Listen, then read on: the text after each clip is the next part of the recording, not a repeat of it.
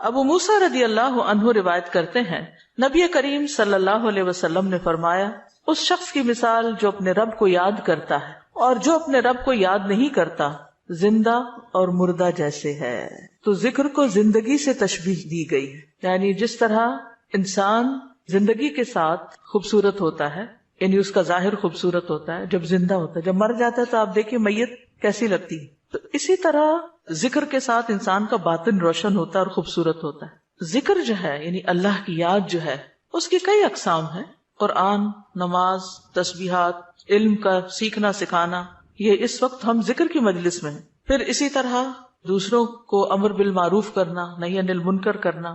تو یہ جو ذکر ہے اس کی کسی بھی شکل میں یہ اللہ تعالیٰ کے نزدیک ہر چیز سے بہتر عمل ہے. نبی صلی اللہ علیہ وسلم نے فرمایا کیا میں تمہیں تمہارا بہترین عمل نہ بتاؤں جو تمہارے مالک کے نزدیک اچھا اور پاکیزہ ہے اور تمہارے درجات میں سب سے بلند ہے اور سونا چاندی کے خرچ کرنے سے بہتر ہے اور اللہ کی راہ میں جہاد کرتے ہوئے تمہارے کفار کی گردنیں مارنے اور ان کے تمہاری گردنیں مارنے سے بھی افضل ہے. صحابہ نے عرض کیا کیوں نہیں؟ آپ نے فرمایا اللہ تعالیٰ کا ذکر، چاہے آپ نماز میں کر رہے ہیں، نوافل میں کر رہے ہیں، تلاوت قرآن کے ذریعے کر رہے ہیں، تعلیم قرآن کے ذریعے کر رہے ہیں، تسبیحات کے ذریعے کر رہے ہیں، درود شریف پڑھ رہے ہیں، کسی بھی طرح کھڑے بیٹھے لیٹے چلتے پھرتے، فارمل وے میں، انفارمل وے میں، اونچے یعنی جہرن اور سرن، جس شکل میں بھی آپ اللہ کو یاد کرتے ہیں تو اس کی اتنی زیادہ فضیلت ہے، بہت افضل عمل ہے. اور اس کے برعکس کیا ہوتا ہے؟ اللہ تعالیٰ سے غافل ہو جانا، بھول جانا. اور وہ عموماً کب ہوتا ہے؟ جب ہم دنیا میں خوب محو ہو جاتے ہیں. اسی طرح رسول اللہ صلی اللہ علیہ وسلم نے فرمایا بہترین عمل یہ ہے کہ جب تم دنیا سے رخصت ہو تو تمہاری زبان اللہ کے ذکر سے تر ہو. اور یہ اسی وقت ہو سکتا ہے جب ہمیں ہر حالت میں ذکر کرنے کی عادت ہو. یعنی ذکر جو ہی چھوٹے تو ہمیں کبھی سی محسوس ہونے لگے کہ کچھ رہ گیا ہے، کچھ چھٹ گیا میرے ہاتھ سے، کچھ نکل گیا ہے، کچھ کمی سی ہے، وہ خلا، وہ خالی پن فوراً محسوس کر لیں. ہم ذکر کرنے والے سب سے آگے آگے ہوں گے. رسول اللہ صلی اللہ علیہ وسلم نے فرمایا مفردون سبقت لے گئے. صحابہ نے پوچھا اللہ کے رسول مفردون کون ہے؟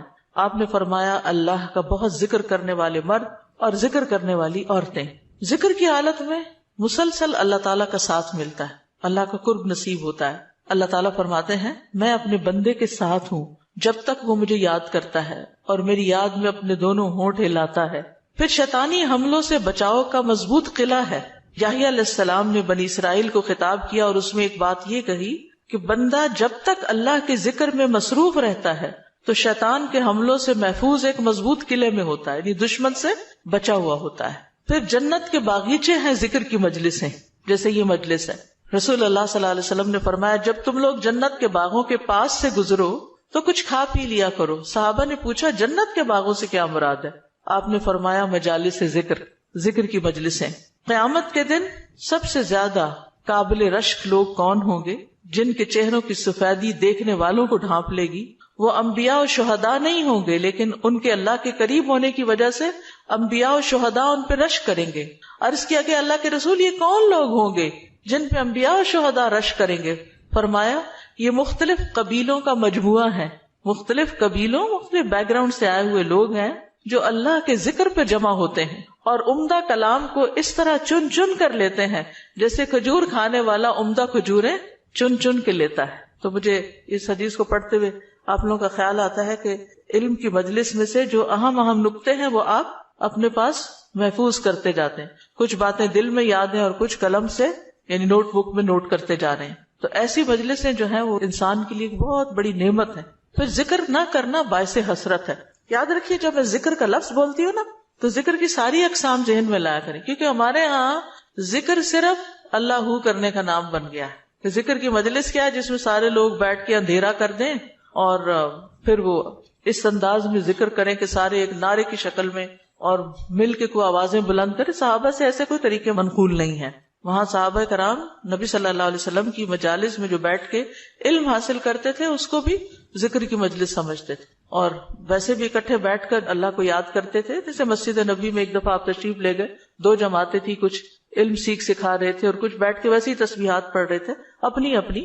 تو آپ علم والوں کے پاس گئے تو یہ بھی ذکر کی مجلس ہوتی ہے، یعنی علم کا سیکھنا سکھانا، اور بیٹھ کے تسبیح پڑھتے رہنا، ذکر کرتے رہنا، جیسے آپ حرم میں بیٹھ کے کرتے ہیں، کسی مسجد میں بیٹھے ہوتے ہیں، اس کے لیے ضروری نہیں ہوتا کہ کوئی تسبیحات کرنے کے لیے باقاعدہ لوگوں کو دعوت دے کر کوئی ایسے حلقے اکٹھے کیے جائیں۔ ذکر نہ کرنا باعث حسرت ہے۔ نبی صلی اللہ علیہ وسلم نے فرمایا جو لوگ کسی جگہ پر مجلس کریں لیکن اس میں اللہ کا ذکر نہ کریں اور نبی صلی اللہ علیہ وسلم پر درود نہ بھیجیں تو وہ ان کے لیے قیامت کے دن باعث حسرت ہوگی۔ اگرچہ وہ اجر و ثواب کی بنیاد پر جنت میں داخل ہو جائیں گے لیکن انہیں حسرت ہوگی کہ ہم نے یہ وقت کیوں گنوا دیا۔ ذکر نہ کرنے والے بدترین مخلوق ہیں، بد نصیب لوگ ہیں۔ عامر بن ابسہ سے روایت ہے، رسول اللہ صلی اللہ علیہ وسلم نے فرمایا جب بھی سورج چڑھتا ہے اللہ عز و جل کی ہر ایک مخلوق اللہ عز و جل کی تسبیح اور حمد و ثنا بیان کرتی، یعنی صبح ہوتے ہی ساری مخلوق ذکر میں لگ جاتی، لیکن شیطان اور اولاد آدم میں سے آتا قسم کے لوگ ذکر نہیں کرتے۔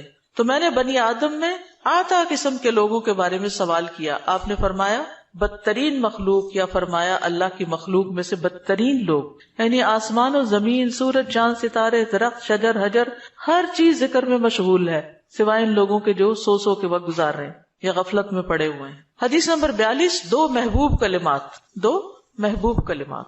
عن ابی ہریرہ رضی اللہ عنہ قال قال النبی صلی اللہ علیہ وسلم کلمتان حبیبتان الی الرحمن خفیفتان علی اللسان ثقیلتان فی المیزان سبحان اللہ وبحمدہ سبحان اللہ العظیم۔ کتاب التوحید۔ ابو ہریرہ رضی اللہ عنہ روایت کرتے ہیں نبی کریم صلی اللہ علیہ وسلم نے فرمایا دو کلمے رحمان کو بہت محبوب ہیں، زبان پر بہت ہلکے ہیں لیکن قیامت کے دن ترازو میں بہت بھاری ہوں گے۔ سبحان اللہ و بحمدہ سبحان اللہ العظیم۔ اللہ اپنی حمد کے ساتھ پاک ہے، اللہ پاک ہے جو بہت عظمت والا ہے۔ تو جیسے ہم جانتے ہیں کہ نفلی عبادت میں افضل عمل اللہ کا ذکر ہے، تو یہاں پر اس ذکر کی خاص شکل بتائی گئی کہ اللہ تعالیٰ کی حمد و ثنا اور پاکی بیان کرنا۔ سبحانہ کا مطلب کیا ہوتا ہے؟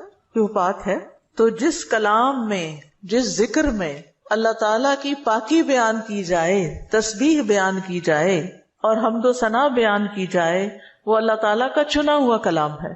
رسول اللہ صلی اللہ علیہ وسلم سے سوال کیا گیا کون سا کلام افضل ہے؟ آپ نے فرمایا جو اللہ نے اپنے فرشتوں اور بندوں کے لیے چنا۔ کیا فرمایا؟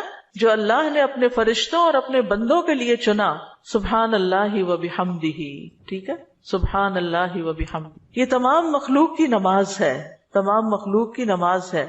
نوح علیہ السلام کی وفات کا وقت جب آیا تو انہوں نے اپنے بیٹے سے فرمایا کہ میں تمہیں ایک وصیت کر رہا ہوں، دو باتوں کو کرنے کا حکم دیتا ہوں، دو باتوں سے روکتا ہوں۔ اور دو کرنے کے جو کام بتائے اس میں سے ایک لا الہ الا اللہ کا اقرار، کہ اگر ساتوں آسمان اور ساتوں زمینوں کو ترازو کے ایک پلڑے میں رکھ دیا جائے اور لا الہ الا اللہ کو دوسرے پلڑے میں، تو لا الہ الا اللہ والا پلڑا جھک جائے گا، اور اگر ساتوں آسمان اور ساتوں زمینیں ایک بند کڑے کی شکل اختیار کر لیں تو لا الہ الا اللہ اس کو بھی توڑ دے گا۔ اتنی طاقت ہے اس کلام کے اندر۔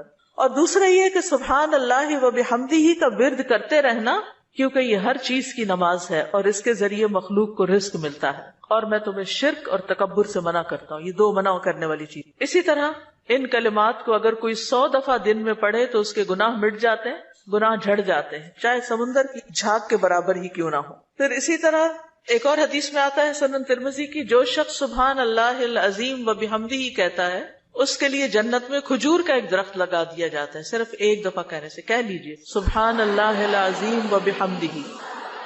اللہ کے راستے میں سونا خرچ کرنے سے بہتر ہے۔ رسول اللہ صلی اللہ علیہ وسلم نے فرمایا جو رات سے خوف کھائے، اکیلا ہونے کی وجہ سے یا ویسے اس کو اندھیرے کا فوبیا ہو، کہ جو رات سے خوف کھائے کہ وہ اس کو پریشان کرے گی، یا مال خرچ کرنے سے بخل کرے کہ دینے کو دل نہ چاہے، یا دشمن سے مقابلہ کرنے سے ڈرے، تو وہ اس قول کی کثرت کر دے سبحان اللہ و بحمدہ، سبحان اللہ و بحمدہ، کیونکہ یہ اللہ کے نزدیک سونے کا پہاڑ اللہ کے راستے میں خرچ کرنے سے زیادہ محبوب ہے۔ ہم میں سے کس کی وسعت ہے کہ سونے کا پہاڑ اللہ کے راستے میں خرچ کرے؟ نہیں کر سکتے، تو اس لیے اس کلمے کو ہی زیادہ سے زیادہ پڑھ لینا چاہیے۔ اسی طرح سبحان اللہ، لا الہ الا اللہ، الحمدللہ، یہ کلمات عرش کے ارد گرد چکر لگاتے اور ان کی بھنبھناہٹ ہوتی شہد کی مکھیوں کی بھنبھناہٹ کی طرح، اور وہ اپنے ذکر کرنے والے کی اللہ کے ہاں یاد دلاتے ہیں۔ تو آپ نے فرمایا کیا تم میں سے کوئی یہ پسند نہیں کرتا کہ اس کے لیے کوئی ایسا ہو جو ہمیشہ اللہ کے ہاں اس کی یاد دلائی جاتے رہے، یعنی کوئی ایسا طریقہ ہو کہ ہمیشہ عرش کے ارد گرد آپ کا ذکر ہوتا رہے. قیامت کے دن بھی یہ انسان کا بچاؤ کریں گے، یعنی جہنم سے بچانے کے لیے سبحان اللہ والحمد للہ ولا الہ الا اللہ واللہ اکبر. پھر اہل جنت کا ذکر کیا ہوگا؟ ان کے سانس کے ساتھ ان کو تسبیح و تحمید سکھا دی جائے گی کہ بولنا بھی نہیں پڑے گا، سانس لیں گے اور سانس کے ساتھ اللہ کا ذکر جاری ہو جائے گا. یہ جو احادیثوں نے بیان کی، یہ آپ کے پاس کارڈ ہونا چاہیے تسبیحات کی فضیلت والا، اس میں لکھی ہوئی ہے، دوسروں کے ساتھ بھی شیئر کریں اور خاص طور پہ بچوں کو ذکر کرنا سکھائیں. ان کے اندر بھی ایک کامنس آتی، ایک سکینت آتی ہے. ہم بعض اوقات یہ سوچتے ہیں یہ تو بچے ہی ہیں، ابتدائی عمر سے، چھوٹی عمر سے کہ چلو یہ پڑھو، انگلیوں پہ گنتے ہیں، اچھا تم نے کتنی دفعہ پڑھ لی، کتنے جنت میں درخت لگائے، تو آہستہ آہستہ ان کو عادت ہو جاتی. پھر ذکر کی ایک قسم اللہ کے نام پڑھنا، اللہ کے نام یاد کرنا. عن ابی ہریرہ ان رسول اللہ صلی اللہ علیہ وسلم قال ان للہ 99 اسما 100 الا واحدا من احصاها دخل الجنہ. کتاب التوحید. ابو ہریرہ رضی اللہ عنہ سے روایت ہے کہ رسول اللہ صلی اللہ علیہ وسلم نے فرمایا، بے شک اللہ کے 99 نام ہیں، 99، ایک کم 100. جو شخص ان سب کو محفوظ رکھے گا، یاد کر لے گا، وہ جنت میں داخل ہوگا. من احصاها، تو احساس سے مراد ان کو گننا، ان کے معنی پہچاننا، ان کے تقاضے کے مطابق عمل کرنا. خالی لکھ کے یا جمع کر کے یاد کر لیا جائے اور مطلب ہی نہ پتا ہو اور اس کے مطابق عمل نہ ہو تو پھر یہ وعدہ نہیں پورا ہوتا. احصاء میں ہر چیز کا جمع ہو جانا ہے، یعنی اللہ تعالیٰ کے ناموں کی حدود کی حفاظت کرنا، ان کو پہچاننا، ان کا معنی جاننا، ان کی فضیلت جاننا، کہاں پڑھنا ہے. امام ابن قیم کہتے ہیں کہ اللہ کے اسماء کو گن کر محفوظ کرنے کے کچھ مراتب ہیں. بندہ جب ان ناموں کو یاد کر لیتا ہے تو وہ جنت میں داخل ہو جاتا ہے اور یہی اس کی سعادت اور نجات اور فلاح کا مرکز ہے. وہ کہتے ہیں پہلا مرتبہ ان کے الفاظ کو گننا اور شمار کرنا، دوسرا مرتبہ ان کے معنی اور مدلول کو سمجھنا، تیسرا مرتبہ ان کے ساتھ دعا مانگنا. قرآن میں آتا نا وَلِلَّهِ الْأَسْمَاءُ الْحُسْنَى فَادْعُوهُ بِهَا، اور اللہ ہی کے لیے ہیں اچھے اچھے نام، بس تم اس کو ان کے ساتھ پکارو، اللہ کے نام لے کے. جیسے یا حی یا قیوم، یا اللہ، یا رب، یا رحمان، یا رحیم، یا کریم، یا ذی الجلال والاکرام، اور باقی بھی اسی طرح. پھر ہے دعا مانگنے کے 2 مرتبے ہیں. نمبر 1 دعا العبادہ، یعنی اللہ کی تعریف ان ناموں کے ساتھ کرنا. ہمارا رب رحیم ہے، کریم ہے، تو یہ تعریف عبادت کی دعا ہوتی ہے، دعا العبادہ کہتے ہیں اس کو. اور دوسرا ہے دعا المسئلہ، طلب اور مانگنے کی دعا، کہ ان ناموں کے ساتھ پکار کے اللہ کو پھر سوال کرنا. اور اسماء حسنہ کے ساتھ یہ نہیں کہ اپنی طرف سے اللہ تعالیٰ کا کوئی نام بنا کے اور پھر اس سے دعا کرنا، یا موجود، یا ذات، یا شیء، اس طرح کی باتیں نہیں، بلکہ اللہ کے جو پراپر نام قرآن و سنت سے ثابت ہیں ان کے ساتھ دعا مانگنا. تو یاد رکھیے کہ اللہ کی پہچان یہ علم کا پہلا مرتبہ ہے. سب سے پہلے جس کو جاننا چاہیے، جس کے بارے میں ہمیں معلوم ہونا چاہیے کہ وہ کون ہے، وہ اللہ رب العزت. فَاعْلَمْ أَنَّهُ لَا إِلَهَ إِلَّا هُوَ، جان لو کہ اللہ کے سوا کوئی الہ نہیں. یہ علم ہر ایک پر فرض ہے کہ ہمارا خالق کون ہے، ہمارا مالک کون ہے، ہمارا رازق کون ہے، ہمارا معبود کون ہے، ہماری مشکل کشا کون ہے، ہمارا حاجت روا کون ہے، اور جو بھی اللہ تعالیٰ کے باقی نام ہے، پہچان. یہ علم تمام علوم سے افضل ہے، کیونکہ جب ایک انسان، کوئی بچہ، بوڑھا، جوان اللہ تعالیٰ کو جان لیتا ہے نا، تب ہی اس کی زندگی درست ہوتی، تب ہی اس کو واقعی ہدایت ملتی، تبھی وہ اللہ کے لیے سب کچھ کرتا ہے، تبھی اس کے اندر تقویٰ پیدا ہوتا ہے، تبھی وہ حلال حرام کی تمیز کرتا ہے، کیونکہ یہ سب کچھ کرنا اس کے لیے اللہ نے اپنی عبادت کے لیے پیدا کیا. اور اگر ہم اللہ ہی کو نہیں پہچانتے تو عبادت کس کی کر رہے ہیں؟ تو پہلا کام اللہ کی پہچان ہے، اللہ کی معرفت، خود بھی اور اپنی آل اولاد کو بھی اور اپنے آس پاس کے لوگوں. اور اللہ کی پہچان کے لیے اللہ کے ناموں کا علم حاصل کرنا ضروری. پھر اس سے ایمان میں بھی اضافہ ہوتا ہے. جتنا جتنا آپ اللہ کو زیادہ جانتے چلے جاتے ہیں اتنا اتنا آپ کا ایمان بڑھتا ہے. اسی لیے اس کو اشرف العلوم کہا گیا ہے کہ تمام علوم کا سردار ہے یہ. پھر اسی طرح اللہ تعالیٰ کے ناموں کو پڑھنے، یاد کرنے، جاننے، سمجھنے کے بارے میں کچھ اصول و قواعد ہیں. اس میں پہلی بات یہ کہ اللہ کے تمام نام توقیفی ہیں، اس میں عقل کی کوئی گنجائش نہیں، یعنی بذریعہ وحی معلوم ہوئے. ہم اپنے پسند سے اللہ کا کوئی نام نہیں رکھ سکتے. یعنی آپ یہ نہیں کہہ سکتے کہ مجھے اللہ سے بڑی محبت ہے تو میرا دل چاہتا ہے میں اللہ تعالیٰ کا یہ نام رکھ دوں, خود سے کیوں رکھ دوں, یہ نہیں کر سکتے آپ. ٹھیک ہے, کسی انسان کو, کسی بشر کو, کسی جن کو, کسی فرشتے کو یہ اختیار نہیں کہ وہ اپنی مرضی پسند سے اللہ کا کوئی نام رکھ دے اور اس سے اس کو پکارنا شروع کر دے, اور اس کی لاجک صرف یہ دے کہ یہ تو محبت کی بات ہے اور میں محبت سے یوں پکارتی ہوں اللہ کو. نہیں, اس کی اجازت نہیں, کیونکہ جتنا اللہ تعالیٰ خود اپنے آپ کو جانتا ہے ہم نہیں جانتے, اور جتنا اس نے چاہا ہمیں اپنے بارے میں علم دیا